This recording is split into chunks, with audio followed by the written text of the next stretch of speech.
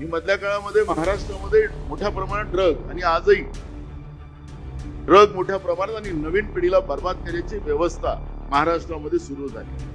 म्हणजे ते ड्रग महाराष्ट्रामध्ये गुजरातच्या मार्गातून आणायचं. मुंद्रा कोर्टच्या माध्यमातून जो यांच्या मित्रांना दिलेला आहे त्या समुद्र मार्गाने या ठिकाणी ड्रग आणायचे आणि महाराष्ट्रातली नवीन पिढी बर्बाद करायची. छत्रपती शिवाजी महाराजांचे मावळे खराब करायचे.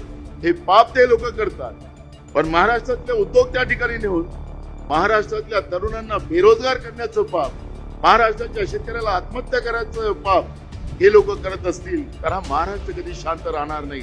आणि म्हणून मताच्या रूपाने महाविकास आघाडीच्या सगळ्या उमेदवारांना लोकांनी भरभरून मतं देण्याचा निर्णय घेतला. तिसऱ्या टप्प्यातल्याही निवडणुकीमध्ये हेच चित्र आपल्याला पाहायला मिळेल. विजयी भव.